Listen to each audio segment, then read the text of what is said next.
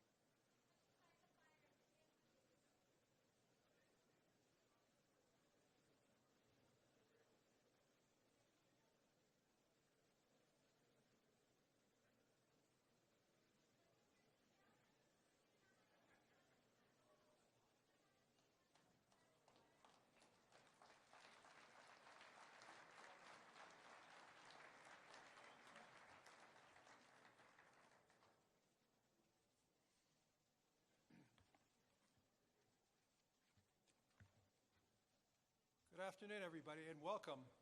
I guess we don't have enough seats today. Wow. In the last quarter century, a sitting president of the United States has come to Davos only twice. Both times it was Donald Trump.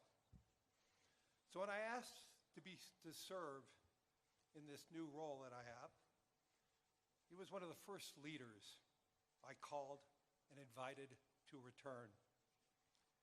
I first met the president about 25 years ago, but I worked most closely with him during the early months of COVID. This was March 2020. Markets were under extreme stress. Some economists were warning we could be headed towards a second Great Depression.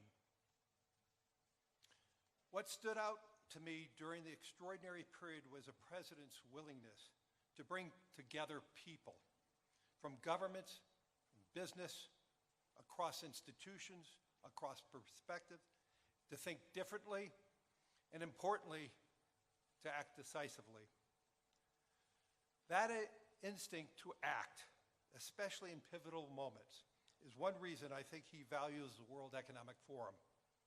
It is a unique institution that brings together the largest combination of government officials, business leaders, technology leaders, civil society and NGO leaders, anywhere in the world for a genuine dialogue, and particularly importantly this year. Thankfully, this group is meeting under better economic circumstances than during the pandemic, but once again, we're forcing very serious different economic conditions around the world. One of the central challenges that is impacting me is how capitalism can benefit more, and how can we broaden our global economy for greater and greater participation. That is a question where the president has shown real leadership through investing in infrastructure, reducing barriers to growth, and initiatives like the Trump account, designed to give more Americans a direct stake in the growth of the U.S. economy. As he enters the second year of his second term, we are interested in hearing his plans for 2026 and beyond, and will no doubt create more and more conversation. And that's what the forum is about, a serious conversation in the spirit of dialogue. Discussions where the world is headed, where are we going, and these discussions would be incomplete without the President of the United States, the most important leader in the world. We appreciate him here, so let me introduce and welcome back to Davos the President of the United States, Donald J. Trump.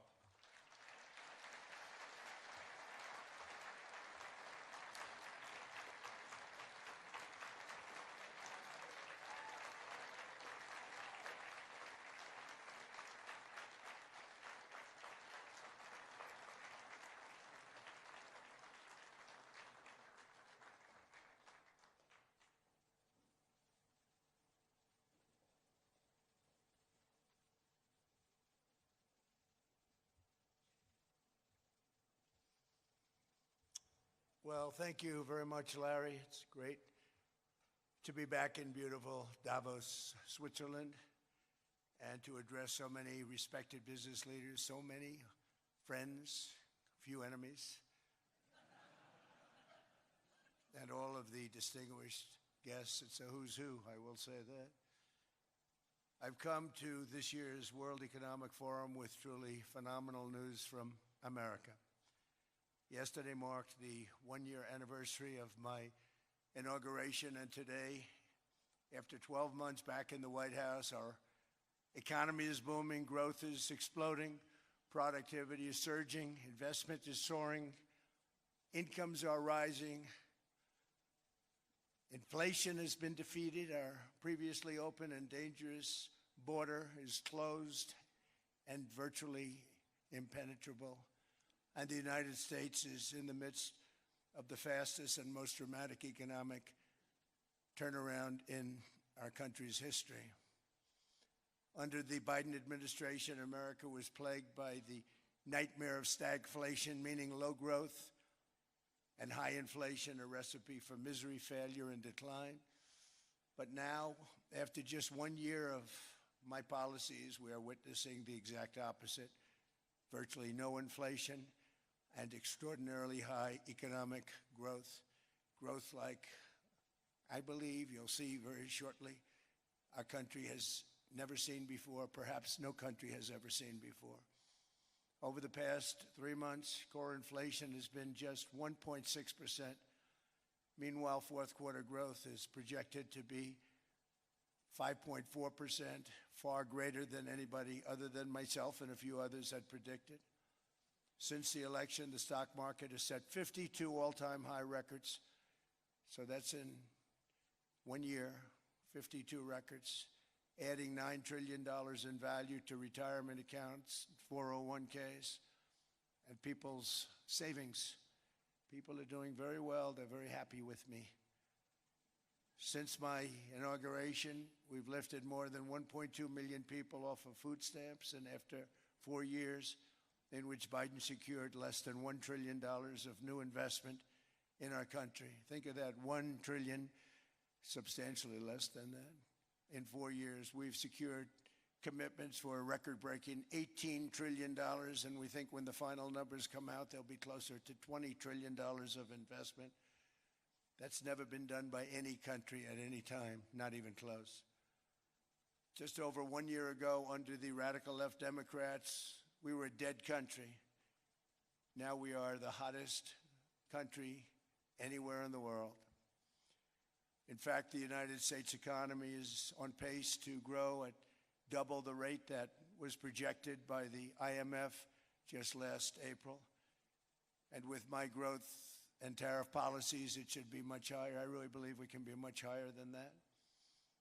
And this is all great news, and it's great for all nations.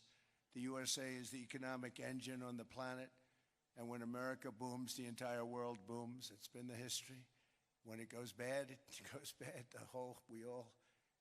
You all follow us down, and you follow us up, and we're at a point that I don't believe we've ever been. I never thought we could do it this quickly. My biggest surprise is I thought it would take more than a year, maybe like a year and 1 month. But it's happened very quickly. This afternoon, I want to discuss how we have achieved this economic miracle, how we intend to raise living standards for our citizens to levels never seen before, and perhaps how you too and the places where you come from can do much better by following what we're doing, because certain places in Europe are not even recognizable, frankly, anymore. They're not recognizable. And we can argue about it, but there's no argument.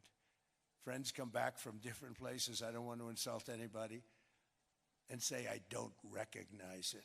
And that's not in a positive way. That's in a very negative way. And I love Europe, and I want to see Europe go good. But it's not heading in the right direction. In recent decades, it became conventional wisdom in Washington and European capitals that the only way to grow a modern Western economy was through ever-increasing government spending, unchecked mass migration, and endless foreign imports. The consensus was that so-called dirty jobs and heavy industry should be sent elsewhere, that affordable energy should be replaced by the Green New Scam, and that countries could be propped up by importing new and entirely different populations from faraway lands. This was the path that Sleepy Joe Biden administration and many other Western governments very foolishly followed, turning their backs on everything that makes nations rich and powerful and strong. And there's so much potential in so many nations. The result was record budget and trade deficits and a growing sovereign deficit driven by the largest wave of mass migration in human history. We've never seen anything like it. Quite frankly, many parts of our world are being destroyed before our very eyes, and the leaders don't even understand what's happening. And the ones that do understand aren't doing anything about it. Virtually all of the so-called experts predicted my plans to end this failed model would trigger a global recession and runaway inflation. but we have proven them wrong. It's actually just the opposite. In 1 year, our agenda has produced a transformation like America has not seen in over 100 years. Instead of closing down energy plants, we're opening them up. Instead of building ineffective, money-losing windmills, we're taking them down and not approving any. Instead of empowering bureaucrats, we're firing them, and they're going out and getting jobs in the private sector for 2 and 3 times what they were making in government. So they started off hating me when we fired them, and now they love me. Instead of raising taxes on domestic producers, we're lowering them and raising tariffs on foreign nations to pay for the damage that they've caused. In 12 months, we have removed over 270,000 bureaucrats from the federal payrolls, the largest single-year reduction in government employment since the end of World War II. Nobody thought that was coming, but we had no choice. To make a country great, you can't have all federal jobs. We've cut federal spending by $100 billion and slashed the federal budget deficit by 27% in the single year. It's going to go down quite a bit more from that, driving inflation way down from the record highs of the Biden administration. Every month, they went up and up and up. I promised to cut 10 old regulations for every single new regulation, but instead I've cut, actually till this point, 129 regulations for every 1 new regulation approved. So every time they come in with a new regulation, we do at least 10, but so far it's averaging out to 129, if you can believe it. In July, we passed the largest tax cuts in American history, including no tax on tips, no tax on overtime, no tax on Social Security for our great seniors. We also provided 100% expensing, that's the one they like, and bonus depreciation for all new equipment and capital investments to help companies expand and shift production to America. They are so in love with that. They build a plant, they're able to deduct it immediately, the whole thing, rather than waiting 38 to 41 years in the old days. This is a miracle taking place. Nobody thought it would ever be done by any country, but it's done by us. It was what made my first term the most successful 4-year term that we've ever had from a financial standpoint. And now we've upped it. This is a 10-year program, not a 1-year program. But you're allowed to deduct everything in 1 year. It used to be 38 to 41 years. With tariffs, we've radically reduced our ballooning trade deficit, which was the largest in world history. We were losing more than $1 trillion every single year, and it was just wasted. It was going to waste. But in 1 year, I slashed our monthly trade deficit by a staggering 77%, and all of this with no inflation, something everyone said could not be done. There were a couple of brilliant people that actually thought I was doing the right thing. I thought I was doing the right thing. Now they all think I'm doing the right thing because they can't believe the numbers. American exports are now up by more than $150 billion. Domestic steel production is up by 300,000 tons a month, and it's doubling over the next 4 months. It's doubling and tripling, and we have steel plants being built all over the country. Nobody thought they'd see that. Factory construction is up by 41%, and that number is really going to skyrocket right now because that's during a process that they're putting in to get their approvals, and we've given very, very quick, fast approvals. In the process, we've made historic trade deals with partners covering 40% of all U.S. trade. Some of the greatest companies and countries in the world. We have countries as our partner, too. The European nations, Japan, South Korea. They're our partners. They've gone into massive deals with us, especially on oil and gas. And these agreements raise growth and cause stock markets to boom, not only in the U.S., but virtually every country that came to make a deal because, as you've learned, when the United States goes up, you follow. It's really become a staple In America, I've stopped the nation-wrecking energy policies that drive up prices while sending jobs and factories to the world's worst polluters. They are indeed polluters. Under sleepy Joe Biden, new domestic oil and gas leases fell by 95%. Think of that. And they wonder, why was gasoline going up so fast? The gasoline actually topped $5 a gallon, and some places $7 a gallon, and more than 100 major power plants were violently shut down by incompetent people that had no idea what the hell they were doing. Under my leadership, U.S. natural gas production is at an all-time high, by far. U.S. oil production is up by 730,000 barrels a day, and last week we picked up 50 million barrels from Venezuela alone. Venezuela has been an amazing place for so many years, but then they went bad with their policies. 20 years ago, it was a great country, and now it's got problems, but we're helping them. And those 50 million barrels, we're going to be splitting up with them, and they'll be making more money than they've made in a long time. Venezuela is going to do fantastically well. We appreciate all of the cooperation we've been giving. We've been given great cooperation. Once the attack ended, and they said, let's make a deal. More people should do that. But Venezuela is going to make more money in the next 6 months than they've made in the last 20 years. Every major oil company is coming in with us. It's amazing. It's a beautiful thing to see. The leadership of the country has been very good. They've been very, very smart. The price of gasoline is now below $2.50 a gallon in many states, $2.30 a gallon in most states. Then we'll soon be averaging less than $2 a gallon. In many places, it's already down even lower, $1.95 a gallon. Numerous states are at $1.99, numbers that nobody has heard for years.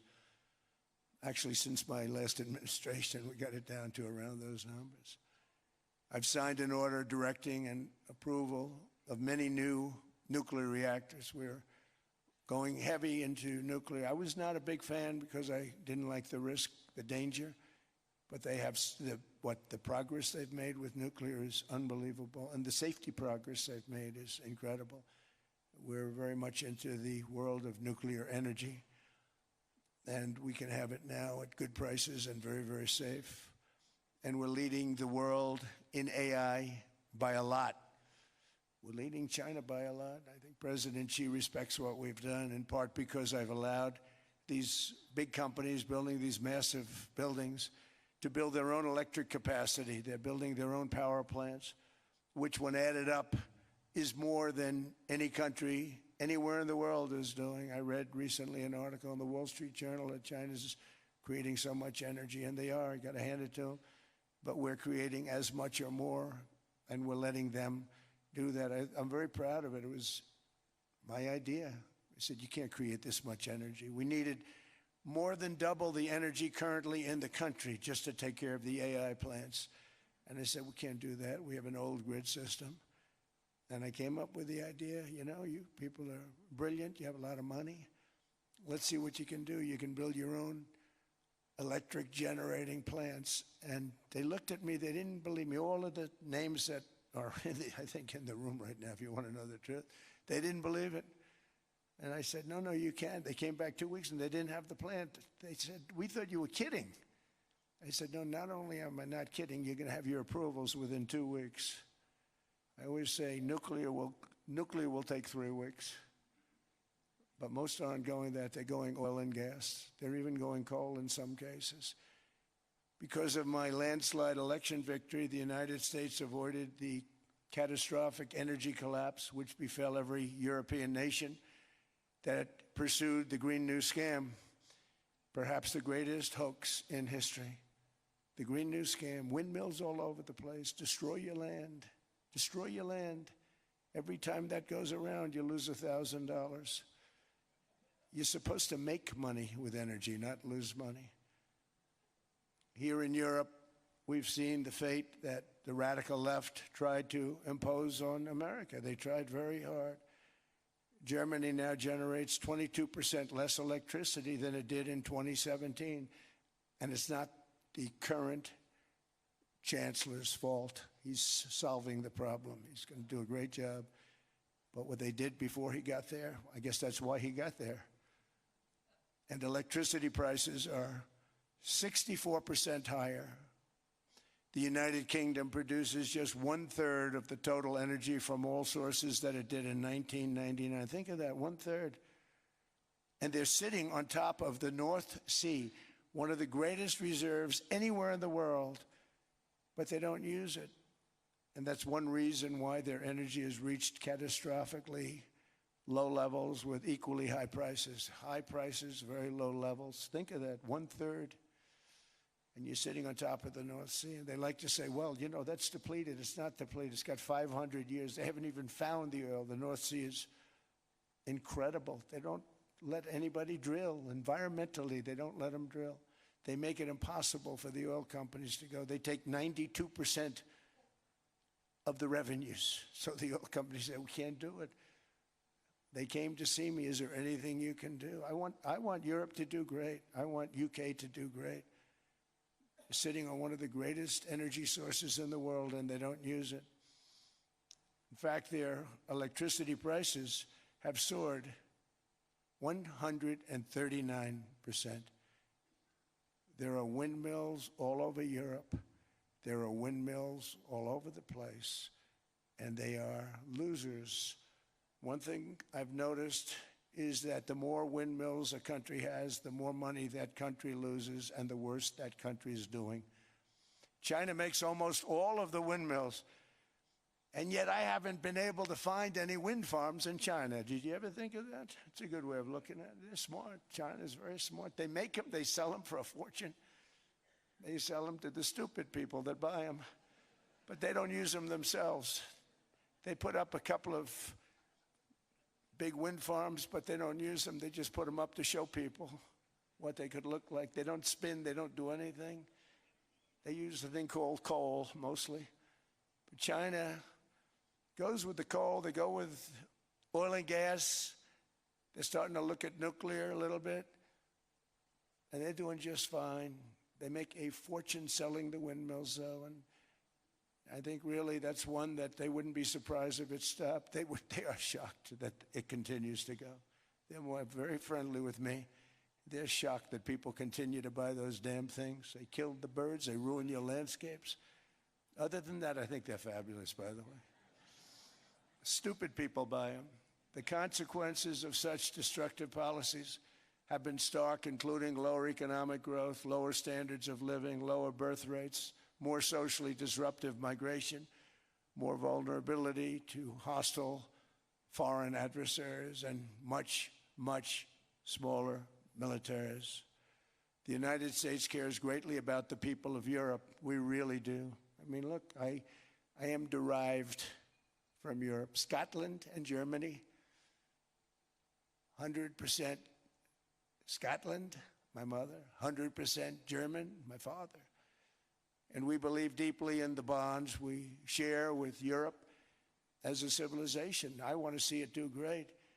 That's why issues like energy, trade, immigration, and economic growth must be central concerns to anyone who wants to see a strong and united West, because Europe and those countries have to do their thing. They have to get out of the culture that they've created over the last 10 years. It's horrible what they're doing to themselves. They're destroying themselves. These beautiful, beautiful places. We want strong allies, not seriously weakened ones. We want Europe to be strong. Ultimately, these are matters of national security, and perhaps no current issue makes the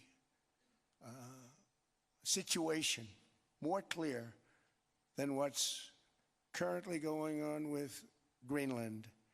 Would you like me to say a few words of Greenland? I was going to leave it out of the speech, but I think I would have been reviewed very negatively. I have tremendous respect for both the people of Greenland and the people of Denmark, tremendous respect. but every NATO ally has an obligation to be able to defend their own territory. And the fact is, no nation or group of nations is in any position to be able to secure Greenland other than the United States. We're a great power, much greater than people even understand. I think they found that out 2 weeks ago in Venezuela. We saw this in World War II when Denmark fell to Germany after just 6 hours of fighting and was totally unable to defend either itself or Greenland. So the United States was then compelled, we did it, we felt an obligation to do it, to send our own forces to hold the Greenland territory. And hold it we did, at great cost and expense. They didn't have a chance of getting on it, and they tried. Denmark knows that.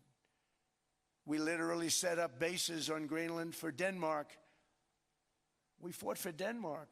We weren't fighting for anyone else. We were fighting to save it for Denmark. Big, beautiful piece of ice. It's hard to call it land. It's a big piece of ice. But we saved Greenland and successfully prevented our enemies from gaining a foothold in our hemisphere. So we did it for ourselves also. And then after the war, which we won it big. Without us, right now you'd all be speaking German and a little Japanese, perhaps. After the war, we gave Greenland back to Denmark. How stupid were we to do that? But we did it. But we gave it back. But how ungrateful are they now? So now our country and the world face much greater risks than it did ever before because of missiles, because of nuclear, because of weapons of warfare that I can't even talk about. 2 weeks ago, they saw weapons that nobody ever heard of. They weren't able to fire one shot at us. They said, what happened? Everything was discombobulated. They said, we've got them in our sights. Press the trigger, and nothing happened. No anti-aircraft missiles went up. There was one that went up about 30 feet and crashed down right next to the people that sent it. They said, what the hell is going on? Those defensive systems were made by Russia and by China. So they're going to go back to the drawing boards, I guess. Greenland is a vast, almost entirely uninhabited and undeveloped territory that's sitting undefended in a key strategic location between the United States, Russia, and China. That's exactly where it is, right smack in the middle. Wasn't important nearly when we gave it back. You know, when we gave it back, it wasn't the same as it is now. It's not important for any other reason, you know. Everyone talks about the minerals. There's so many places. There's no rare earth. No such thing as rare earth. There's rare processing. But there's so much rare earth. And to get to this rare earth, you got to go through hundreds of feet of ice. That's not the reason we need it. We need it for strategic national security and international security. This enormous unsecured island is actually part of North America on the northern frontier of the Western Hemisphere. That's our territory. It is therefore a core national security interest of the United States of America. And in fact, it's been our policy for hundreds of years to prevent outside threats from entering our hemisphere. And we've done it very successfully. We've never been stronger than we are now. That's why American presidents have sought to purchase Greenland for nearly 2 centuries. You know, for 2 centuries they've been trying to do it. They should have kept it after World War II, but they had a different president. That's all right. People think differently. Much more necessary now than it was at that time, however. In 2019, Denmark said that they would spend over $200 million to strengthen Greenland's defenses. But as you know, they spent less than 1% of that amount. 1%. There's no sign of Denmark there. And I say that with great respect for Denmark, whose people I love, whose leaders are very good. It's the United States alone that can protect this giant mass of land, this giant piece of ice, develop it and improve it and make it so that it's good for Europe and safe for Europe and good for us. And that's the reason I'm seeking immediate negotiations to once again discuss the acquisition of Greenland by the United States, just as we have acquired many other territories throughout our history, as many of the European nations have. They've acquired. There's nothing wrong with it. Many of them. Some went in reverse, actually, if you look. Some had great, vast wealth, great, vast lands all over the world. They went in reverse. They're stuck back where they started. That happens too. But some grow. But this would not be a threat to NATO. This would greatly enhance the security of the entire alliance, the NATO alliance. The United States is treated very unfairly by NATO. I want to tell you that. And when you think about it, nobody can dispute it. We give so much and we get so little in return. And I've been a critic of NATO for many years. And yet I've done more to help NATO than any other president by far, than any other person. You wouldn't have NATO if I didn't get involved in my first term. The war with Ukraine is an example. We are thousands of miles away, separated by a giant ocean. It's a war that should have never started, and it wouldn't have started if the 2020 U.S. presidential election weren't rigged. It was a rigged election. Everybody now knows that. They found out. People will soon be prosecuted for what they did. It's probably breaking news, but it should be. It was a rigged election. Can't have rigged elections. You need strong borders, strong elections, and ideally a good press. I always say it. Strong borders, strong elections, free, fair elections, and a fair media. The media is terrible. It's very crooked. It's very biased, terrible. But someday it'll straighten out because it's losing all credibility. Think of it. When I went in a landslide, a giant landslide, won all 7 swing states, won the popular vote, won everything, and they only get negative press. That means that it has no credibility. And if they're going to get credibility, they're going to have to be fair. So you need a fair press. But you also need those other elements. And I inherited a terrible, terrible situation. If you look, the border was open. The inflation was raging. Everything was bad with the United States when I came into office. But I also inherited a mess with Ukraine and Russia, something that would have never happened. And I know Putin very well. He and I would discuss Ukraine. It was the apple of his eye, but he wasn't going to do anything. I said, Vladimir, you're not doing it. He would never have done it. It was terrible what happened. I could see it happening, too. After I left, I could see it happening. Biden had given Ukraine and NATO $350 billion, a staggering sum, $350 billion. I came in, and just like the southern border, just like inflation, just like our economy, I said, wow, this place is in trouble, meaning our country. All of these things were out of control. But the border was out of control. We fixed it with the strongest border anywhere in the world. And I've now been working on this war for 1 year, during which time I settled 8 other wars. India, Pakistan. I settled other wars that were Vladimir Putin called me, Armenia, Azerbaijan. He said, I can't believe you settled that one. They were going on for 35 years. I settled it in 1 day. And President Putin called me. He said, you know, I can't believe I've worked on that war for 10 years trying to settle it. I couldn't do it. I said, do me a favor, focus on settling your war. Don't worry about that one. What does the United States get out of all of this work, all of this money, other than death, destruction, and massive amounts of cash going to people who don't appreciate what we do? They don't appreciate what we do. I'm talking about NATO. I'm talking about Europe.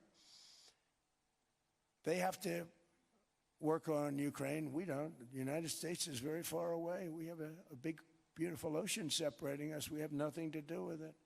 Until I came along, NATO was only supposed to pay 2% of GDP. But they weren't paying. Most of the countries weren't paying anything. The United States was paying for virtually 100% of NATO. And I got that stopped. I said, that's not fair. But then, more importantly, I got NATO to pay 5%, and now they were paying, and now they are paying. So something nobody said was possible. They said, we will never go up higher than 2%. But they went to 5%, and now they're paying the 5. They didn't pay the 2, and now they're paying the 5. And they're stronger for it, and they have an excellent, by the way, Secretary General who's possibly in the room. Mark, are you here? Yes, he's here. Hello, Mark. We never asked for anything, and we never got anything. We probably won't get anything unless I decide to use excessive strength and force where we would be, frankly, unstoppable. But I won't do that. Okay? Now everyone's saying, oh, good. That's probably the biggest statement I made, because people thought I would use force. I don't have to use force. I don't want to use force. I won't use force. All the United States is asking for is a place called Greenland, where we already had it as a trustee, but respectfully returned it back to Denmark not long ago after we defeated the Germans, the Japanese, the Italians, and others in World War II. We gave it back to them. We were a powerful force then, but we are a much more powerful force now after I rebuilt the military in my first term and continue to do so today. We have a budget of $1.5 trillion. We're bringing back battleships. The battleship is 100 times more powerful than the great battleships you saw in World War II, those great, big, gorgeous ships, the Missouri, the Iowa, the Alabama. Because I thought maybe we could take them out of mothballs. They said, no, sir, these ships are 100, think of that, 100 times more powerful than those big, magnificent pieces of art that you saw so many times ago, that you still see on television. You say, wow, what a force. 100 times, each ship 100 times more powerful than the big battleships of the past. So that was the end of the mothball story. So what we have gotten out of NATO is nothing except to protect Europe from the Soviet Union and now Russia. I mean, we've helped them for so many years. We've never gotten anything, except we pay for NATO. And we paid for many years until I came along. We paid for, in my opinion, 100% of NATO because they weren't paying their bills. And all we're asking for is to get Greenland, including right title and ownership, because you need the ownership to defend it. You can't defend it on a lease. Number one, legally it's not defensible that way, totally. And number two, psychologically, who the hell wants to defend a license agreement or a lease, which is a large piece of ice in the middle of the ocean where if there is a war, much of the action will take place on that piece of ice. Think of it. Those missiles would be flying right over the center of that piece of ice. All we want from Denmark for national and international security and to keep our very energetic and dangerous potential enemies at bay is this land on which we're going to build the greatest golden dome ever built. We're building a golden dome that's going to, just by its very nature, going to be defending Canada. Canada gets a lot of freebies from us, by the way. They should be grateful also, but they're not. I watched your Prime Minister yesterday. He wasn't so grateful. But they should be grateful to us. Canada lives because of the United States. Remember that, Mark, the next time you make your statements. What we did for Israel was amazing, but that's nothing compared to what we have planned for the United States, Canada, and the rest of the world. We are going to build a dome like no other. We did it for Israel. And by the way, I told Bibi, stop taking credit for the dome. That's our technology. That's our stuff. But they had a lot of courage, and they were good fighters, and they did a good job, and we wiped out the Iran nuclear threat like nobody can believe. Nobody's ever seen anything like it. That, Venezuela, taking down Soleimani, wiping out al-Baghdadi when he tried to reinstitute ISIS. We did a lot. I did a lot of big things. all perfectly executed. Everyone was perfectly executed. Somebody told me that, a military expert told me, "Sir, everything you've done has been perfectly executed." I said, "I know." So other presidents have spent, whether foolishly or not, trillions and trillions of dollars on NATO and gotten absolutely nothing in return. We've never asked for anything. It's always a one-way street. Now they want us to help them with Ukraine. And let me say, we're going to. I'm really helping, not even them. I want to see, last week, if you saw, it was 10,000 soldiers, but last month it was 31,000 soldiers died. 31,000. That's this room times, the number of people in this room times 30. Think of it. 30,000 soldiers died in 1 month. The month before it was 27,000. The month before that it was 28,000. The month before that it was 25,000. It's a bloodbath over there. And that's what I want to stop. It doesn't help the United States, but these are souls. These are young people. Look like you, look like some of you right in the front row. They go to war. Their parents are so proud. Oh, there he goes, comes back. 2 weeks later, they get a call, your son's head's been blown off. I want to stop it. It's a horrible war. It's the worst since World War II. They keep going, they'll exceed World War II. The numbers are staggering, how many people they've lost. They don't want to talk about it. Ukraine and Russia lost just tremendous amounts. And I'm dealing with President Putin, and he wants to make a deal, I believe. I'm dealing with President Zelensky, and I think he wants to make a deal. I'm meeting him today. He might be in the audience right now. But they got to get that war stopped because too many people are dying, needlessly dying. Too many souls are being lost. It's the only reason I'm interested in doing it. But in doing it, I'm helping Europe, I'm helping NATO, and I've until the last few days when I told them about Iceland, they loved me. They called me daddy, right, last time. A very smart man said, he's our daddy. He's running it. I was like running it. I went from running it to being a terrible human being. But now what I'm asking for is a piece of ice, cold and poorly located, that can play a vital role in world peace and world protection. It's a very small ask compared to what we have given them for many, many decades. But the problem with NATO is that we'll be there for them 100%. But I'm not sure that they'd be there for us. If we gave them the call, gentlemen, we are being attacked. We're under attack by such and such a nation. I know them all very well. I'm not sure that they'd be there. I know we'd be there for them. I don't know that they'd be there for us. So with all of the money we expend, with all of the blood, sweat, and tears, I don't know that they'd be there for us. They're not there for us on Iceland, that I can tell you. I mean, our stock market took the first dip yesterday because of Iceland. So Iceland's already cost us a lot of money. But that dip is peanuts compared to what it's gone up. And we have an unbelievable future in that stock. That stock market is going to be doubled. We're going to hit 50,000, and that stock market's going to double in a relatively short period of time because of everything that's happening. But this is a good example. After giving NATO and European nations trillions and trillions of dollars in defense, they buy our weapons. We make the greatest weapons in the world, but now we're going to make them faster, much faster. You saw that. I put a cap on the salaries, and I put no buybacks, no stock buybacks, no various other things that they were doing. I mean, they were making $50 million, but it would take them 3 years to give you a Patriot missile. I said, that's not good. My chauffeur can do a better job than that, and he makes slightly less than 50.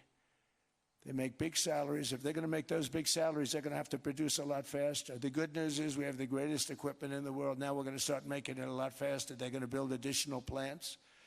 And all of the money that goes into stock buybacks is going to go into building plants. We're not allowing stock buybacks by defense companies any longer. They're going to build new plants to make Tomahawks, Patriots. We have the best equipment, F-35s. F-47, the new one just coming out. They say it's the most devastating plane, fighter jet ever. Who knows? They called it 47. If I don't like it, I'm going to take the 47 off it. I wonder why they called it 47. We'll have to think about that. But if I don't like it, I'm going to take that 47 off. But it's supposed to be the Stage 6. It's supposed to be the first Stage 6 plane, undetectable, like our B-2 bombers were undetectable. They flew right over Iran. They were undetectable. And they did their job, and they got the hell out of there.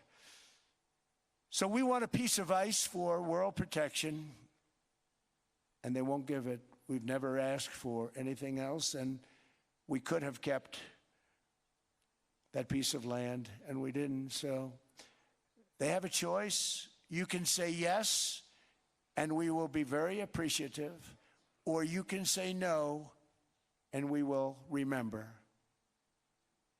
A strong and secure America means a strong NATO, and that's one reason why I'm working every day to ensure our military is very powerful, our borders are very strong, and above all, our economy is strong because national security requires economic security and economic prosperity, and we have the greatest that we've ever had.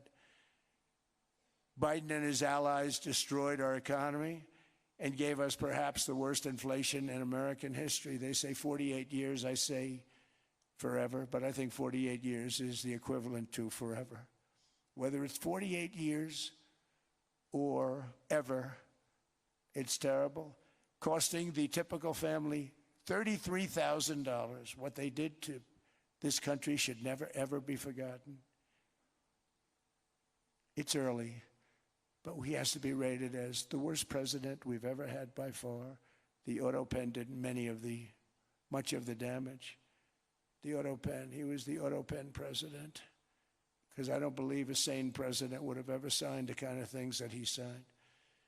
But now grocery prices, energy prices, airfares, mortgage rates, rent, and car payments are all coming down, and they're coming down fast. We inherited a mess, but we've done a hell of a job in 12 months. Under my most favored nation policy for drug prices, the cost of prescription drugs is coming down by up to 90%, depending on the way you calculate. You could also say 5, 6, 7, 800%. There are two ways of figuring that. But we have a favored nations policy that every president wanted, no president was able to get. I got it, and other nations approved it. And I had to use tariffs in order to get it because they said, no way. In other words, a pill that costs 10% in London costs $130. Think it costs $10 in London, costs $130 in New York or in Los Angeles. And I'd say, boy, that's bad. Friends of mine would say, you know, we go to London, you can buy the stuff for nothing. We go all over the world, we can buy it for nothing. Because basically America was subsidizing every nation in the world because presidents allowed them to get away with it. It became very tough. So when I called up Emmanuel Macron, I watched him yesterday with those beautiful sunglasses. What the hell happened? But I watched him sort of be tough. But he was at $10 for a pill. And I said, Emmanuel, and I have all the big pharmaceutical companies are in total agreement. It wasn't easy, by the way. They're tough, smart. They've been getting away with the scam for a long time. But they gave it up. But they said, you'll never get the countries to approve it. I said, why is that? Because they won't. They always said, we're not paying any more. Get the rest for the United States. So over the years, they stayed the same. We just went up, up, up. And I mean, we would pay 13, 14, 15 times more than certain countries would. So I said, no, they'll approve it 100%. Sir, you'll never get them to approve it. I said, I guarantee you. But I actually sided with Emmanuel, who probably is in the room too. And I like him. I actually like him. Hard to believe, isn't it? And I said, Emmanuel, you're going to have to lift the price of that pill to $20, maybe $30. Think of that. That means it's a doubling of prescription drugs. Might be a tripling, might be a quadrupling. It's not easy. No, no, no, Donald, I will not do that. I said, yes, you will, 100%. He said, no, no, no. You're asking me to double.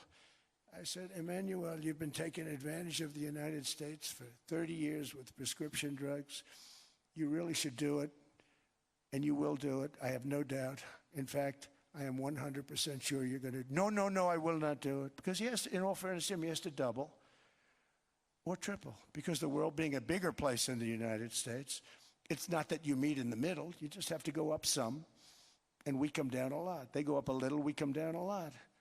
So we're at $130, they're at 10. So they may have to go to 20 or 30.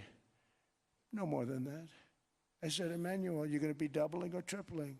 No, no, no. I said, here's the story, Emmanuel. The answer is you're going to do it fast. And if you don't, I'm putting a 25% tariff on everything that you sell into the United States and a 100% tariff on your wines and champagnes. And that's about 10 times more than what I'm requesting. And you're going to do it. I don't want to go public with it, but you may make me do that. No, no, Donald, I will do it. I will do it. It took me, on average, 3 minutes a country, saying the same thing. You will do it. They all said, no, no, no, I will not do it. You're asking me to double the cost of prescription. I said, that's right, because you've been screwing us for 30 years. And they said, we will not do it. I said, that's all right. On Monday morning, we're putting a 25, 30, 50. I gave different numbers for different countries. This is also national security we're talking about. Not fair. We're not going to subsidize the whole world. And every one of those countries have agreed to do it. So one of the biggest things that I've done is the fact that we have now most favored nation. We will pay whatever the lowest price is in the entire world.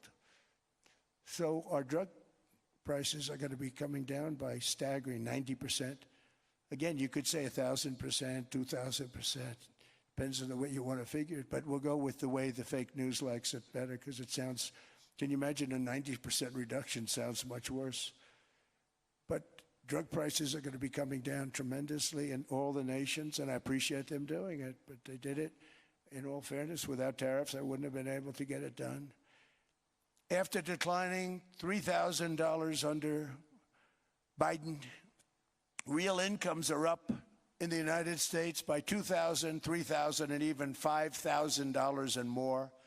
Home ownership has always been a symbol of health and vigor of American society, but that goal fell out of reach for millions and millions of people in the Biden era because interest rates went up so high. Today, I'm taking action to bring back this bedrock of the American dream. In recent years, Wall Street giants and institutional investment firms, many of you are here, many of you are good friends of mine, many of you are supporters. Sorry to do this to you, I'm so sorry. But you've driven up housing prices by purchasing hundreds of thousands of single-family homes, and it's been a great investment for them. Often as much as 10% of houses on the market. You know, the crazy thing is a person can't get depreciation on a house, but when a corporation buys it, they get depreciation. Okay, that's something we're going to have to think about, too. I don't know if too many people think about that. You buy a corporation, they buy 500 houses. They buy hundreds of thousands. They buy 500 houses. They can take depreciation. A person sweats and works and buys one house, they can't. But homes are built for people, not for corporations, and America will not become a nation of renters. We're not going to do that. That's why I have signed an executive order banning large institutional investors from buying single-family homes. It's just not fair to the public. They're not able to buy a house. And I'm calling on Congress to pass that ban into permanent law, and I think they will. One of the biggest barriers to saving for a down payment has been surging credit card debt. The profit margin for credit card companies now exceeds 50%, one of the biggest. And they charge Americans interest rates of 28%, 30%, 31%, 32%. Whatever happened to usury? So to help our citizens recover from the Biden disaster, all caused by this horrible president, I'm asking Congress to cap credit card interest rates at 10% for 1 year. And this will help millions of Americans save for a home. They have no idea they're paying 28%. They go out there a little late in their payment and they end up losing their house. It's terrible. To unleash innovation and savings and financing, I'm also working to ensure America remains the crypto capital of the world. And to that end, last year I signed the landmark Genius Act into law. Now Congress is working very hard on crypto market structure legislation, Bitcoin, all of them, which I hope to sign very soon, unlocking new pathways for Americans to reach financial freedom. And I did it for two reasons. Number one, I thought it was politically good, and it was. I got tremendous political support. But more importantly, China wanted that market too. It's just like they want the AI. And we've got that market, I think, pretty well locked up. If I didn't do it, Biden was totally against it until before the election when they realized that, there were millions of people voting against him over crypto. And all of a sudden they loved it very much, but it was too late. They blew it.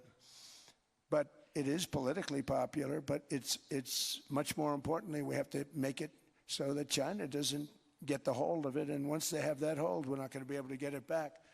So I'm honored to have done it. Finally, I've instructed government-backed institutions to purchase up to $200 billion in mortgage bonds to bring down interest rates. And I'll be announcing a new Fed chairman in the not-too-distant future. I think he'll do a very good job. See, I gave away some of it. He did give that away. So we have something, got something, but somebody that's very respected. They're all respected. They're all great. Everyone that I interviewed is great. Everyone could do, I think, a fantastic job. Problem is they change once they get the job. They do. They're saying everything I want to hear, and then they get the job. They're locked in for 6 years. They get the job, and all of a sudden, let's raise rates a little bit. I call them, sir, we'd rather not talk about this. It's amazing how people change once they have the job, but it's too bad. Sort of disloyalty, but they got to do what they think is right. We have a terrible chairman right now. Jerome, too late Powell. He's always too late.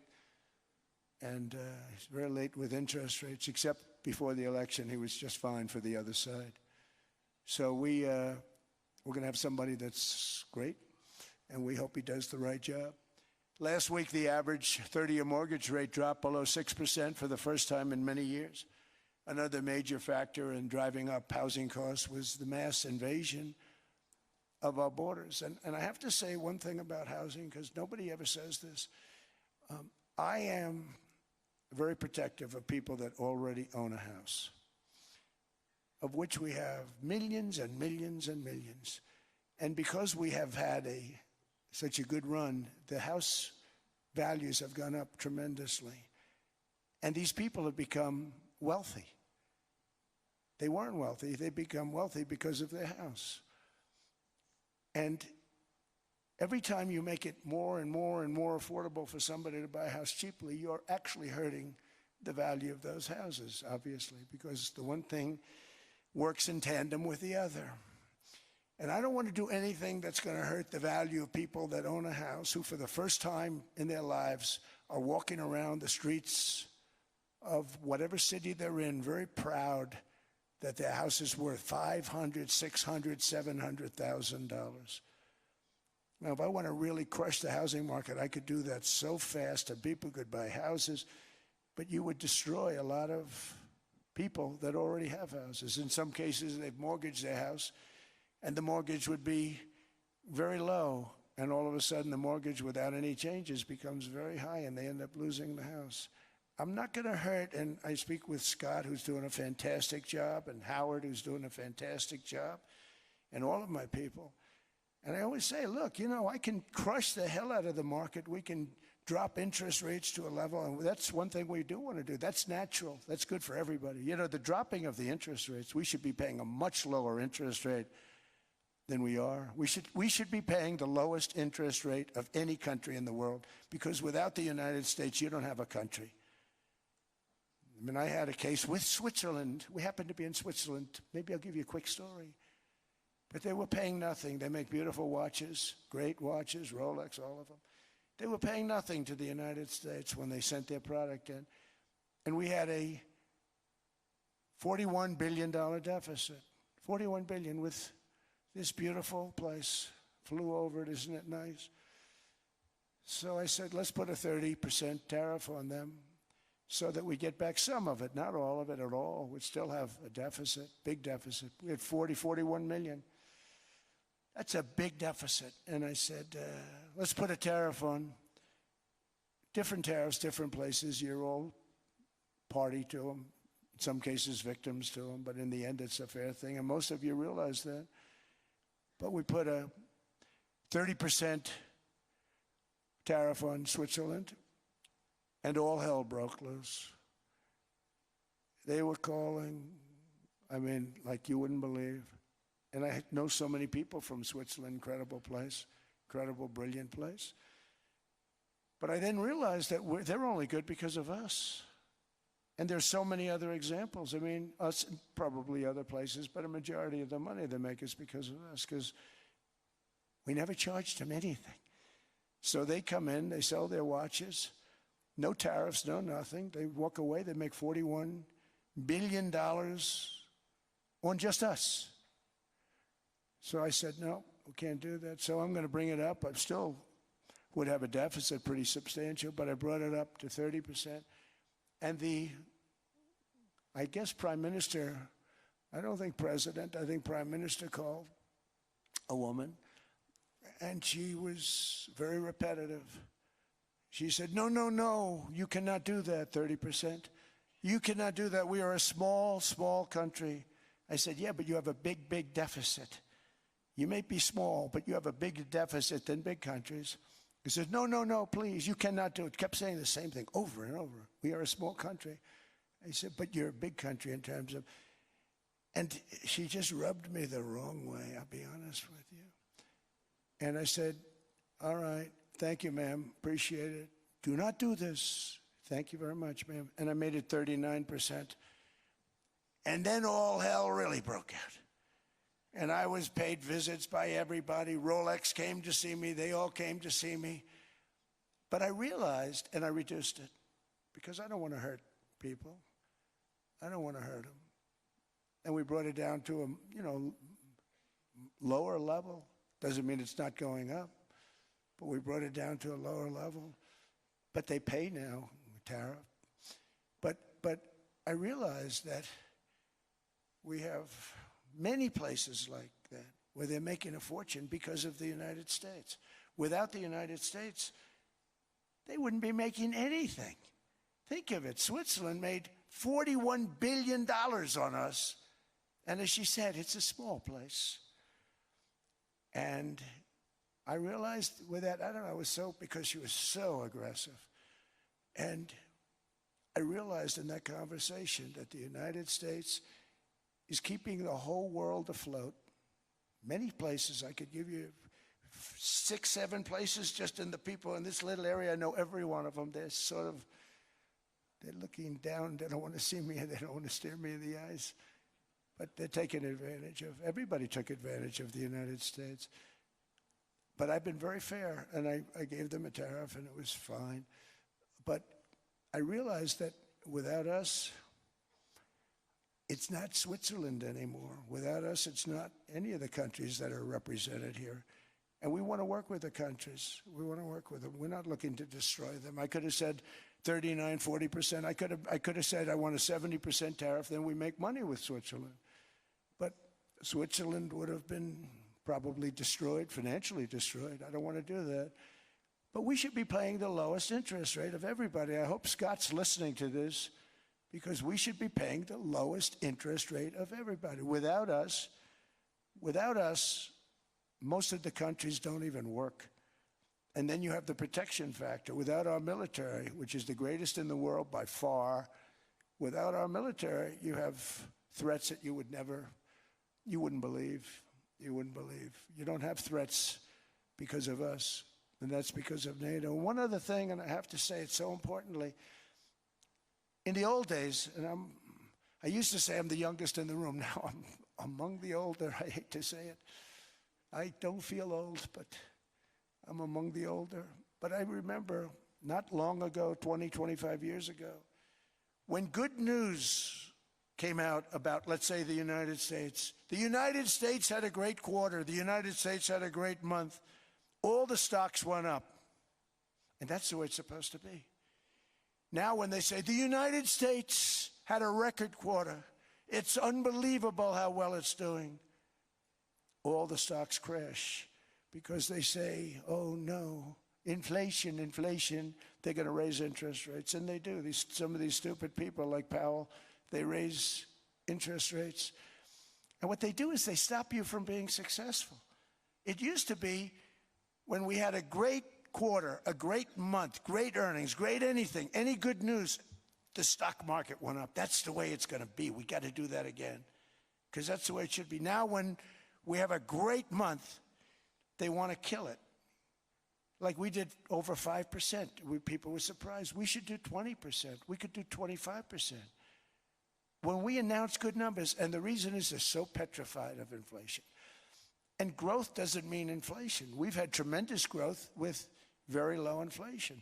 In fact, growth can fight inflation, proper growth. So we want to get back to the days when we announce great numbers because we're going to be announcing phenomenal. You know, all these factories that are being built at record, thousands of businesses are being built right now. Remember, $18 trillion is invested.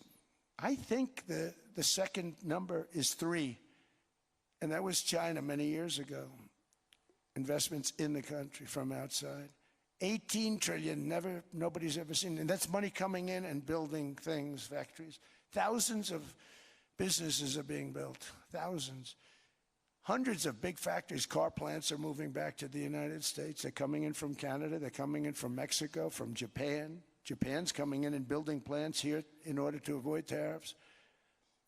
They're coming in from China, they're coming in from all over the world. We have more plants being built now, car plants, than we've ever had built, even in the heyday from the 1940s and 50s. And they're bigger. They don't use renovations anymore where they take an old plant, they rip it down, they build a brand new plant, super modern plant. But it's happening at levels that nobody's ever seen. In 2024, the U.S. built less than 2 million new homes, but Biden admitted more than 8 million new migrants. And those days are over. In 2025, for the first time in 50 years, the United States had reverse migration. Boy, that was nice. And these were criminals that were being taken out of our country because they allowed people to come into our country from jails, from gangs, drug dealers, murderers. 11,888 murderers. We've gotten most of them out. And then ICE gets beat up by stupid people from leadership in Minnesota. We actually are helping Minnesota so much, but they don't appreciate it. Most places do. You know, Washington, D.C. is the safest place now in the United States. It was a very dangerous place to walk, and now you can walk with your wife, your kids, right through the middle of the city. Right now, Washington, D.C. is as safe as it gets. It was one of the most unsafe, I had to admit. We sent in the military, the National Guard. Within 2 months, it was great. Within 3 months, it's like a really great place and a safe place and a beautiful place. It's even been cleaned up. The graffiti's gone. The fences are gone. We don't have to worry about fences anymore. All of the places, the grasses are cut and replaced with new grass in many cases. It's all going to happen in the spring. But Washington and D.C. is beautiful again, and it's safe. New restaurants are opening up. They were all closing. Now you can't get into a restaurant. Restaurants in Washington, D.C. are all opening. Memphis also, Memphis, Tennessee, New Orleans, Louisiana. We were there for 3 weeks. We've cut the crime down by 64%. Within another month, we'll have virtually no crime there. We can do that all over. We're going to help the people in California. We want to have no crime. I know Gavin was here. I used to get along so great with Gavin when I was president. Gavin's a good guy.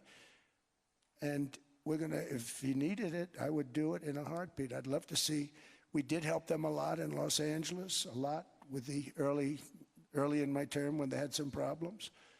But we would love to do it. I will say this, if I were a Democrat governor or whatever, I would call up Trump. I'd say, come on in, make us look good. Because we're cutting crime down to nothing. And we're taking people out, career criminals, who are only going to do bad things, and we're bringing them back to their countries. But where we've done it, it's been amazing. And we have a capacity to do it at much greater levels. We're cutting illegal aliens off welfare and other government benefits, and I have directed that starting immediately, there will be no more payments to sanctuary cities because they are really just sanctuaries for criminals. They're really protecting criminals, and those are the ones we have to get out of the country: murderers, drug dealers, the mentally insane. They emptied their mental institutions into the United States. And despite that, we have the lowest crime numbers that we've ever had in the history of the country. Just came out. But equally importantly, we're cracking down on more than $19 billion in fraud that was stolen by Somalian bandits. Can you believe that Somalian? They turned out to be higher IQ than we thought. I always say these are low IQ people. How did they go into Minnesota and steal all that money? And we have, they're pirates. They're good pirates, right? But we shoot them out of the water just like we shoot the drug boats out. They're not pirating too many boats lately, do you notice? When they go out into those boats, they want to take over a $1.5 billion tanker loaded up with oil, and they say, we're going to blow up your boat. They have powerful weapons. You hit the side of the boat, you blow the whole thing up. The insurance companies are petrified, so they say, just give them the boat. We'll give them money instead. And I don't do that. We blow them right the hell out of the water. We see them going out, we blow them out of the water. We don't have any pirates so much anymore. If we do, they won't be there long. We've cut down with the hitting of the boats that are loaded up with drugs, including submarines. Can you believe they actually buy small, they call them mini subs, very fast. They're meant for drugs. We've knocked out 2 of them. The Democrats say they were fishing. You have ruined somebody's fishing weekend, I would say. A submarine is not a fishing boat. You don't fish. But we've knocked down drugs by water, the oceans, the sea, by 97.2%. Think of that. And I actually say, who the hell are the 3%? Because I would not want to be piloting one of those boats. We knocked them down, and now we're going to start on land. We're going to knock it all out. The land is the easy part. What we did on sea is incredible, and that's our great military. The situation in Minnesota reminds us that the West cannot mass import foreign cultures which have failed to ever build a successful society of their own. I mean, we're taking people from Somalia, and Somalia is a failed, it's not a nation. Got no government, got no police, got no military, got no nothing. And then we have this fake congressperson who they just reported is worth $30 million. Do you believe this? Ilhan Omar, talking about the Constitution provides me. She comes from a country that's not a country, and she's telling us how to run America. Not going to get away with it much longer, let me tell you. The explosion of prosperity and conclusion and progress that built the West did not come from our tax codes. It ultimately came from our very special culture. This is the precious inheritance that America and Europe have in common. We share it. We share it, but we have to keep it strong. We have to become stronger, more successful, and more prosperous than ever. We have to defend that culture and rediscover the spirit that lifted the West from the depths of the Dark Ages to the pinnacle of human achievement. We live in an incredible, changing period. It's an unbelievable time, but we have to take advantage of the time that we're in. In our hands are technologies that our ancestors could scarcely have. I mean, they couldn't have even dreamt some of the things that we see today. And so rapidly they're produced. I mean, AI, 2 years ago, nobody ever heard of the term, and now everybody's talking about it. And it can have some very good purpose. It could also have some dangerous purpose, and for that we have to watch out. But some tremendous things are happening because of it. And we're leading by so much. We're doing so well. But opportunities that are bigger and grander than ever before in human history are right before us. It is the pioneers in this room. Many of you in this room are true pioneers. You're truly brilliant people. Just your ability to get a ticket is brilliant because you have about 50 people for every seat. I don't know what, that's Larry. Everything Larry touches turns to gold. He made this very successful. But you're in this room, And some of you are the greatest leaders anywhere in the world. You're the greatest brains anywhere in the world. And the future is unlimited, and to a large part because of you. And we have to protect you, and we have to cherish you. I always say we have to cherish our brilliant people because there aren't many of them. So together with confidence, boldness, and persistence, let us lift up our people, grow our economies, defend our shared destiny, and build a future for our citizens that is more ambitious, more exciting, more inspiring, and greater than the world has ever seen. We're in a position to do things that nobody else has ever even thought of before. And many of the people in this room are the ones that are doing it, and I want to congratulate you, and I'm with you all the way. You can do things that nobody else can even think about. So I congratulate you on your tremendous success. And the United States is back, bigger, stronger, better than ever before. And I'll see you around. Thank you all very much. Thank you very much.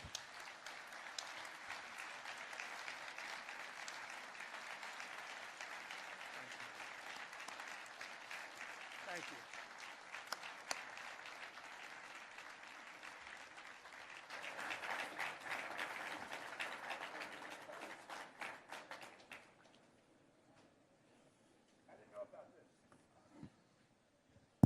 This was supposed to be a nice fire chat, Mr. President. Yes, good. You I got set up. I did know. You made the job for the moderator really easy. Thank you, Mr. President, for your speech.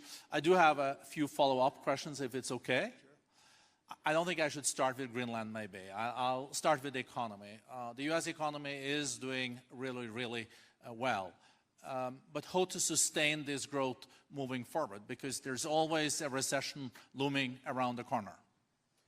Well, you know, the one thing about economies and recessions is sometimes you get hit unexpectedly and there's nothing you can do about it. All brilliant people, but there's nothing. One example was COVID. We had an economy going at levels like nobody had ever seen my first 2.5, 3 years. And then I heard the word pandemic, not COVID. They came up with that name over a period of time. We won't get into that. But I heard the word pandemic.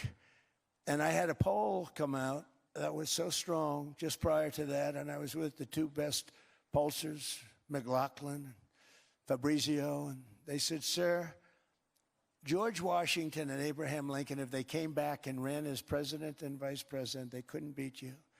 And then what happened is the following day, I was told to stay tuned because there's something really bad happening in China. There are bodies laying all over Wuhan, right around that certain building that we talk about. I always said it came from Wuhan. It did come from Wuhan. And they were body bags. We saw it by satellite. And they said, there are strange things happening in China. And so it began. And we ended up with the COVID, and the whole world suffered. We did a phenomenal job. I don't think we got the credit we deserved. We did something that Operation Warp Speed, which some people say was one of the greatest military feats ever. We did a great job. Used our military, used a lot of people. But sometimes you get hit with things, nothing you can do. You get hit with things like that unexpectedly. And we got through it. And when I left, the stock market was higher than it was previous to the COVID coming up. And that was, I called it a great achievement. But things happen. Bad things happen. The things that we can stop are wars if we're smart. That we can stop. Those are a matter of being intelligent and having intelligent people on the other side. Because wars are the worst of all. Wars are worse than anything. But we can stop wars because that's sort of up to us. But things like dust flying in the air, wherever COVID comes from or whatever comes, sometimes you have to be a little bit lucky. But we are poised to have an economy like no other, not only in this country, but anywhere. And you know, when you hear the kind of numbers that, I can tell you that Scott Bessent was with me the other day, and he's looking at numbers. He said, I can't. And that's all he's done his whole life, pretty much your whole life. Scott, you weren't going to be a football player, I don't think. Scott was not that great at football, but he was always good at numbers, right? And he was he was looking at numbers. He said, I've never seen anything like this. We're poised to do things that no other country has ever done. And, you know, luck, I hate to say it, but we need a little luck. We don't want to get hit by something that nobody could have thought. Whoever thought we were going to hit by a pandemic? You know, when I heard the word pandemic, I said, oh, that's an ancient problem. World War I, they lost 100 million people. It actually ended World War I. A lot of people don't know. The Spanish flu in World War I ended the war because all the soldiers were sick. The soldiers were so sick on both sides, and that war was raging, and they were all dying from the Spanish flu. They were sick as dogs. They couldn't fight. So, you know, you don't know how that would have turned out. But so we do, I mean, subject to that, and I always have to put a caveat in for it, but we're poised to have the greatest growth of any large country, I think any country that there's been. When you look at what's happening in the United States, it's really amazing. Thank you. One thing that maybe keeps you up at night, I know you don't sleep that much anyway, Mr. President, is the debt. The U.S. debt is high, is now the biggest expenditure on your budget. How to get out of that impasse? Well, the big thing is growth. I mean, growth is the way. If we grow like this, we go from having at $37 trillion. We go from having high debt to low debt. But we also are cutting expenses, you know, the old-fashioned way. We have extraordinary growth. I think we're going to be growing our way out. I think we're going to be paying off debt. We're taking in tremendous money from tariffs fairly. And again, I'm using them judiciously. You know, Switzerland's a case study. I could have gotten much more. I could have asked for much more. But we're using them judiciously. But I think growth, most importantly, and then cutting costs. Now, if you take a look at Minnesota, $19 billion in fraud and other things. People going to airports, they came into the country, they don't have 10 cents, and they're leaving with hundreds of thousands of cash in their bags. When we get to that, and our DOJ, Pam, and Todd, and all the people that work over there, and all of the people that work in here, I can tell you, Scott Bessent is working on that. It's a priority, right? You have your whole team. We're in there looking for where this money is coming from, how much it is. It could be more than $19 billion. Can you believe that? That's just one state. If we were able to cut out 50% of the fraud, 50%, and we should be able to do better than that, we would have a balanced budget without having to talk about even growth. So we have a lot of options, but we're working very hard on that. That's a big deal. It's not just the protests, the fake protests done by agitators and, you know, professional insurrectionists. That's what they are. They're professional troublemakers. But we are looking very strong at the money too in Minnesota and other places. I think, Mr. President, also the $500 billion invested in artificial intelligence and the frontier technologies last year also were driving growth exponentially in the U.S. Well, AI has been a big factor. AI is massive. I mean, Mark Zuckerberg showed me a plant where he put it over a map of Manhattan, and it was basically the size of Manhattan. This is not, I said, you got to be kidding. It's a plant that was miles long, miles wide, very high. I don't think it was as high like the Empire State Building, but it was high. And it literally covered most of the island of Manhattan. That's called a big plant. And, you know, when I heard they're going to spend $50 billion building it, I said, what, you know, if you spend $50 million, you can build a nice little shopping center. If you spend $500 million, you can build a good shopping center. But how do you spend $50 billion? When I looked at this thing, I said, you think you'll be able to do it for that? It's amazing when, you know, some of the plants that I see, and I see them all. And again, so big as we're letting them build their own electric generation. This way we have no problem. And otherwise they'd be complaining. There'd be nobody able to be, you know, we have an old grid system. And not only that, they're going to sell at a very cheap price the excess electricity that they create back into our grid. So that'll solve some problems for certain states that don't have enough electricity. We also know that on the AI there is fierce competition between the US as the largest economy in the world 27% of the global GDP and 5% of the global population, not doing that badly, and China. And we know that that competition is very tough on AI. I know you're heading to a state visit to China in April. How do you see the US-China relationship moving forward? Are you able to combine this tough competition with also collaboration? So I've always had a very good relationship with President Xi and with President Putin. Talk about, you know, the larger powers. But I've always had a very good relationship with President Xi of China. He's an incredible man. What he's done is amazing. He's highly respected by everybody. And I do now. I mean, now I have good. It was very severely interrupted by COVID. I used to call it the China virus, but he said, do you think you could use a different name? And I decided to do that because why should we have a problem over that? But I would do that, and they would. You're a true diplomat, huh? I became a diplomat for the first time. Well, you know who taught me that? Marco Rubio. Marco Rubio. He said, let me teach you about diplomacy. Hey, any guy that gets approved by 100% of the votes, think of it, he got liberal Democrats and radical right Republicans to approve him. He's the only one. The next one was like lost 45 votes, right? But he got all 100 votes voting for him. And at first I wasn't happy about it. I said, wait a minute, I don't like that. And now it turns out that the Democrats probably wish they didn't do that. And Marco has been fantastic. Marco, stand up, please. You have done a great job as Secretary of State. He's going to go down as the best Secretary of State. And Scott, and we have Susie, who's the first female Chief of Staff, and she's the best Chief of Staff, too. And I see Howard Lutnick, who I know spoke, and Howard's fantastic. Some of the deals we're doing are great. And I want to pay particular attention because we have Chris. And Chris, you got up and spoke, I think. He's the #1 oil man in the world because I was going to put Doug Burgum, who's fantastic. I don't know if Doug's here. Is Doug here? Doug Burgum is fantastic. He said, sir, there's one man better than me. And he introduced me to Chris. And he turns out to be. So we're drilling more oil and gas now than we ever have by almost double. Is that right, Chris? And on top of it, we got a lot coming out of Venezuela. So anyway, so we're doing great. The country is just doing great. We have great people. Thank you. And I see other people. We have Steve Witkoff. We have Jared. I got so many people. I'm in trouble because when I go back, they're going to be people with long faces. Sir, you didn't introduce me. I got so many people.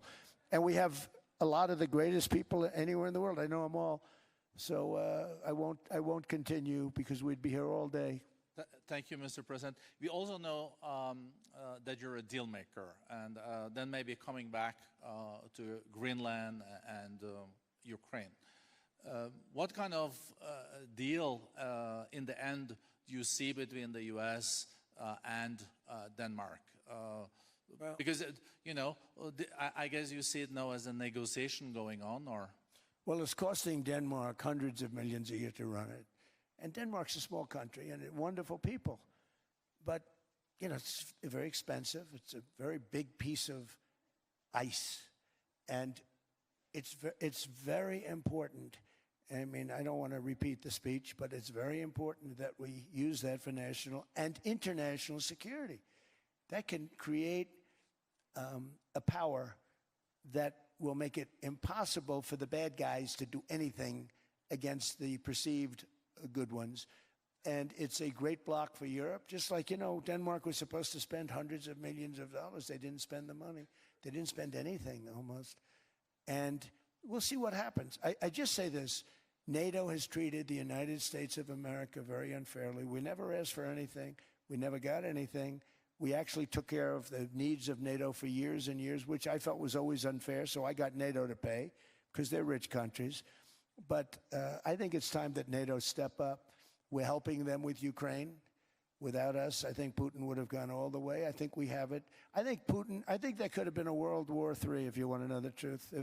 If Kamala was elected, or Joe, any one of those, you know, those thinkers, I think you could have ended up in World War III. And I will say Steve Witkoff has been dealing incredibly with But we're not going to have World War III. We want to get it stopped, but we're not going to have World War III. I think if I wasn't elected, I think that could have evolved into World War III. It was a very, very bad situation, and it still is, but it's not that kind of bad. It's bad because so many young people are being killed.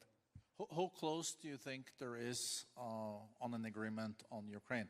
I had the pleasure of speaking with Steve Witkoff and Jared Kushner yesterday. I know they're working hard on it. I know that they're also traveling now. Do you see this very close or still? Well, I hate to say it. I thought that was going to be so. I settled 8 wars plus, and I thought that was going to be one of my easier ones. Not the easiest. Some I settled in a matter of hours because I'm good at that stuff. You know, the United Nations should be doing this. I shouldn't be doing it, but it doesn't matter. It's got to get done, saving a lot of lives. We're saving millions of lives. With Ukraine, Russia, there's tremendous hatred between President Zelensky and President Putin. That's not good. That's not good for settlements. We know from dealing. There's abnormal hatred. With that being said, I think Russia wants to make a deal. I think Ukraine wants to make a deal. And we're going to try getting a deal done. We're getting, I think, Steve, I think I can say that we're reasonably close. What happens is oftentimes we'll have a deal with Russia. Russia's set, and President Zelensky will not do it. You saw that when he was in the Oval Office. I was not happy. And then we'll have President Zelensky wants to make a deal, and Putin doesn't want to make the deal. It's a very difficult balance, and it's big time, and it is, you know, to use a word, it's a bloodbath. It's horrible what's happening. It's a drone war. The drones are killing, you know, thousands of people a week, thousands. We have to get it stopped. So I believe they're at a point now. I'm going to meet with President Zelensky later today. I believe they're at a point now where they can come together and get a deal done.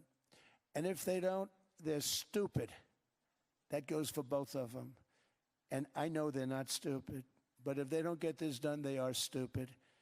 So I don't want to insult anyone, but you got to get this deal done. Too many people are dying. It's not worth it. President Sisi is sitting on the first row here. He spoke earlier today and also complimented you on the Gaza deal. I think there will be a signing tomorrow. Of course, there are different views on this, but how important do you think this signing is on the Board of Peace? And do you think this is going to sustain? Do you think we now will see Gaza reconstructed and billions of US dollars invested? I do. I mean, I think we have peace in the Middle East. There are some little situations like Hamas, and Hamas has agreed to give up their weapons. Now, you know, they were born with a weapon in their hand, so it's not easy to do. When they were born with a rifle in their hand. It's not an easy thing for them, but that's what they agreed to. They've got to do it. And we're going to know, Jared, over the next 2 or 3 days, certainly over the next 3 weeks, whether or not they're going to do it. If they don't do it, they'll be blown away very quickly. They'll be blown away. You know, we have 59 countries that are part of that whole peace deal. And some of those countries aren't even they're near the Middle East, but they're not in the Middle East traditionally. And they want to come in and take out Hamas.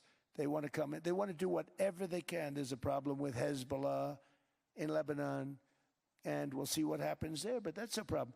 But there are these little flames, but there's peace in the Middle East. Now, had we not gone in and knocked out with those big, beautiful, we just ordered 25 brand new ones, the latest and the greatest, the B-2 bomber. Think of them, they went in there at 2 o'clock in the morning with no moon, no light, no nothing, and every single one of those massive bombs hit its target, 100,000-pound bombs hit its target, every one of them. And then on top of it, from a submarine 300 miles away, we hit the sites with Tomahawks, which is an unbelievable weapon. So, you know, we did our job. If we didn't do that, you would have never had peace in the Middle East. And the countries like Saudi Arabia, UAE, and Qatar could never have, and others could never have signed anything because you would have had this dark cloud, and the dark cloud was Iran with nuclear. Iran would, if we didn't take them out, they would have had a nuclear weapon within 2 months. They were very close to having the nuclear weapon, and we hit them hard. And it was a total obliteration. If they may try again, but they're going to have to try from a different area because that area was obliterated. Incredible thing we did. And because we did that, we were able to make peace. If we didn't do that, I would say, Jared and Steve, if we didn't do that, there was no chance of making peace because the countries I just named and other countries could have never signed off. They were afraid. They were afraid. We had a bully. The bully was Iran, the bully of the Middle East. They used to call it for years. They were the bully of the Middle East. They're not the bully of the Middle East anymore. Mr. President, I know you even had to change a plane last night, so I guess you didn't have much sleep, but I think you're... But your energy is still there. I know you have several bilateral meetings. I know you're also hosting a reception. So thank you so much for coming back to Davos. Thank you so much. It's highly appreciated. Well, thank you very much. Thank you, everybody, very much.